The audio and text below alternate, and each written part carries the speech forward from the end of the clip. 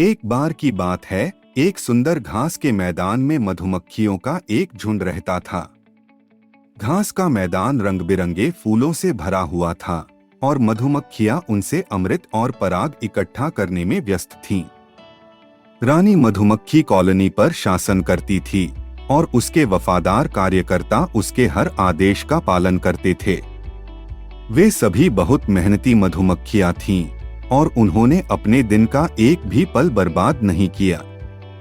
एक दिन कॉलोनी में एक नई मधुमक्खी का जन्म हुआ। वह दूसरी मधुमक्खियों से अलग थी। उसकी धारियां अधिक चमकीली थीं और उसके पंख बाकियों से बड़े थे। उसका नाम बेला रखा गया था और जिस दिन से वह पैदा हुई थी उसमें एक जिज्ञासा थी जिसने उसे अपने आसपास की दुनिया का पता लगाने के लिए प्रेरित किया।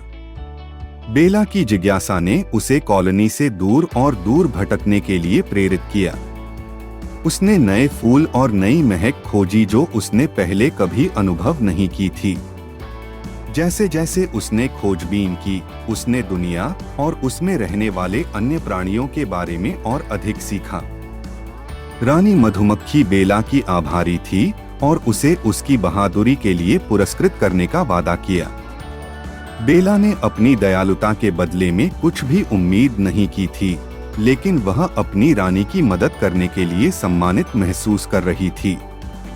उस दिन से बेला को कॉलोनी में हीरो मधुमक्खी के रूप में जाना जाने लगा। कॉलोनी रानी मधुमक्खी के नेतृत्व में फली फूली और बेला ने अपने आसपास की दुनिया का पता लगाना जारी रखा।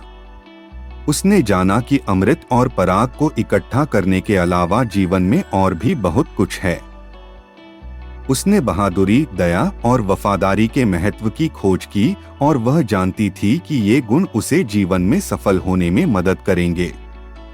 जैसे जैसे समय बीतता गया, बेला बूढ़ी होती गई, लेकिन उसने कभी भी अपनी जिज्ञासा या रोमांच की भावना नहीं खोई।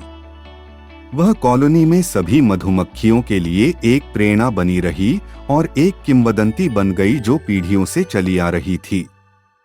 कॉलोनी फलती फूलती रही और बेला की विरासत उन मधुमक्खियों के माध्यम से जीवित रही जिन्हें उसने प्रेरित किया था।